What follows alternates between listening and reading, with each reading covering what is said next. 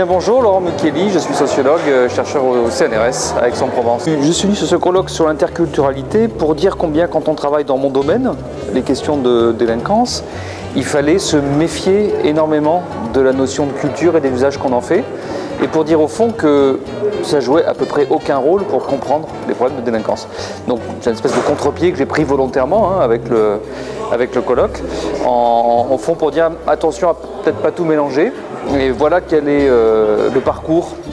des adolescents délinquants. Comprenez que ça n'a pas grand-chose à voir avec les histoires de culture. C'est une sorte de prévention que je fais aussi à ma façon, par rapport à un débat public où bien souvent, malheureusement, délinquance et immigration et culture sont des termes qui sont reliés en racontant à peu près n'importe quoi. Je ne sais pas dans quelle mesure les travailleurs sociaux, je pense que parmi les professionnels, ils font partie de ceux qui sont quand même les plus à même à entendre ça, ou on peut le dire en sens inverse, ils sont parmi peut-être les moins matraqués de ce type de préjugés, mais néanmoins ce sont des préjugés qui inondent tout le débat public, qui par conséquent nous concernent tous, qui travaillent là parce qu'on peut les entendre partout, à la fois dans sa famille, au coin de la rue, au café du commerce, voire même dans les discours professionnels, surtout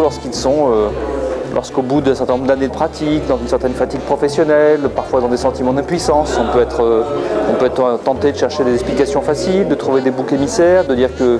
si ça ne va pas, c'est parce que le public est trop difficile ou des choses comme ça, alors qu'on est simplement fatigué dans son métier. Donc c'est un petit peu tout ça aussi que j'ai voulu dire aujourd'hui, encore une fois en prévention, peut-être excessive d'ailleurs, mais en tout cas en prévention par rapport à un débat public qui ne cesse de mélanger tout ça, de faire du culturalisme au fond,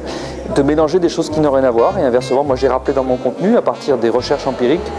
en particulier une que nous avons menée récemment avec mon équipe sur la ville de Marseille, montrer quels étaient les vrais déterminants de l'entrée dans la délinquance des adolescents, montrer que c'était des problématiques intrafamiliales et des problématiques d'échec scolaire qui n'ont rien à voir avec la question de savoir de quel pays du monde venaient les parents, quelle langue ils parlaient à leur naissance ou que sais-je.